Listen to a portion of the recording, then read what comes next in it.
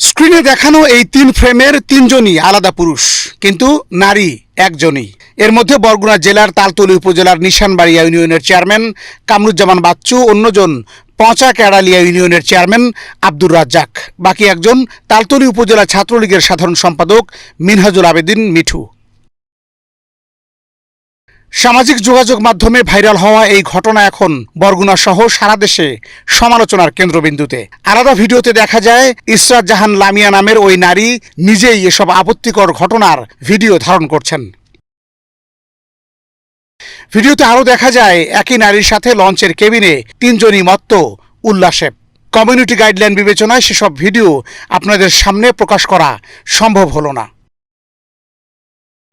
এ ঘটনার পর তালতলী উপজেলা কমিটি বিলুপ্ত করে জেলা ছাত্রলীগ। ওই নারীর সাথে সম্পর্কের কথা স্বীকার করলেও এটিকে ফাঁদ বলে জানান তালতলীর সাধারণ সম্পাদক মিনহাজুল আবেদিন মিঠু। প্রেমের সম্পর্ক বলতে ফাঁদ, আসলে তো অরিজিনাল তো প্রেমের সম্পর্ক না, কিন্তু মেয়ে কনভার্স করছে সবারই কম বেশি। মেয়ের বিষয়ে ওই রকমের জানতাম না, কিন্তু মেয়ে দেখছি আমি ঢাকা ইউনিভার্সিটি পড়ি, অভিহিত এই বিভিন্ন ভাবে কথাবার্তা বললে মনে করেন যেভাবে মানুষ কাবু করে আর কি। এদিকে চেয়ারম্যান রাজ্জাক ওই নারীকে না চেনার কথা জানালেও কামরুজ্জামান বাচ্চু বলেন এটি প্রতিপক্ষের রাজনৈতিক ষড়যন্ত্র।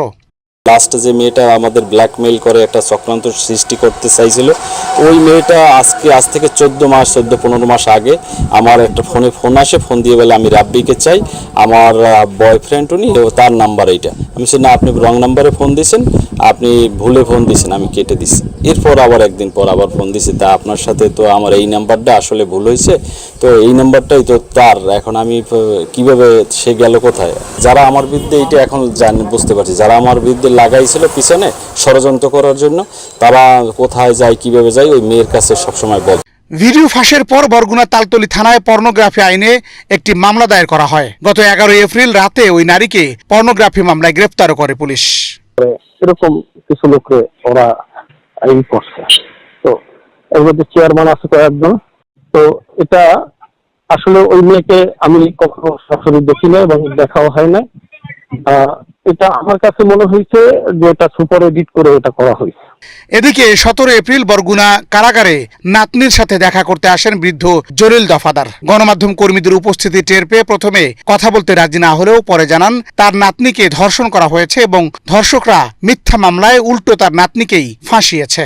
আবার ওই আইও একটু বলছে কি আইও বলছে যে আপনার নাতি অমুকুর লাগে বাসু, আপনার রাজ্জাক, এই পার ওই মিঠু, এই সবুজ, আরো জানি ক্যারেক্টারের নাম বলছে, এগুলাকে খারাপ সম্পর্ক করছে, আপনার ক্ষতি করার জন্য সম্পর্ক করছে, ফেলে আলাপা করে সম্পর্ক করছে।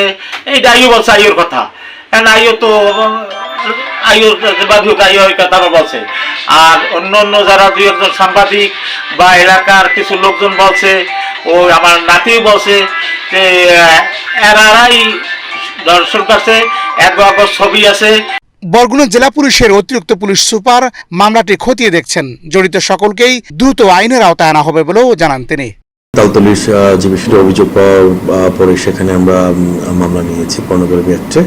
আর এজাহারে 2জন আসামি, 2জনই আমরা গ্রেপ্তার করতে সক্ষম হয়েছি। ইতিমধ্যেই এজাহারে একজন আসামি বিজ্ঞ আদালতে স্বীকারোক্তিমূলক জবানবন্দি দিয়েছে। এ ঘটনায় বরগুনা জুড়ে শুরু হয়েছে নানা গুঞ্জন। কেউ বলছেন উপজেলা নির্বাচনকে সামনে রেখে রাজনৈতিক প্রতিহিংসা থেকেই এসব ভিডিও ভাইরাল করা হচ্ছে। তবে এই রহস্যের প্রকৃত জট খোলার দাবি এলাকাবাসীর। বাতেন বিপ্লব, এশিয়ান টেলিভিশন।